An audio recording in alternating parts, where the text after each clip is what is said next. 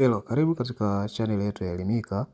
Leo tumekuandalia video nzuri ya kuweza kuangalia matokeo ya mtihani wa NECTA wa kidato cha 6. Hivyo kama ni mara yako ya kwanza kutembelea video zetu, usisahau kusubscribe na kuwasha alama kengele ili kuweza kupata notification pale tutakapofanya update ya video nyingine zinazohusu elimu pamoja na ajira.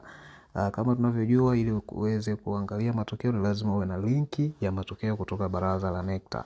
Hivyo sisi tumekurahisishia kwa kukuwekea linki ya kuweza kuipata hiyo linki ya baraza la taifa ili uweze kuangalia matokeo kwa urahisi. Kwa hiyo baada ya kusikiliza na kuangalia video hii, nenda katika uwanja wa comment, tutakuwekea linki ya matokeo pale tutakapokuwa live, kwa sababu sasa hivi zoezi linaendelea la kuweza kutangaza na kutoa tathmini ya mtihani na ufaulu. Kwa hiyo baada ya hapo, link utaipata kwenye comment ya video hii ili uweze kupata matokeo hayo.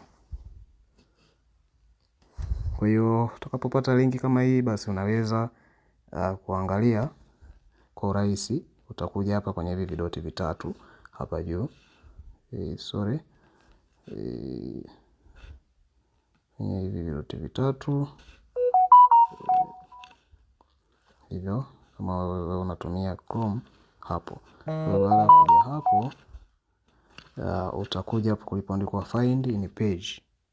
Hapa ndio sehemu ambayo utaitumia kuweza kusearch jina la shule yako.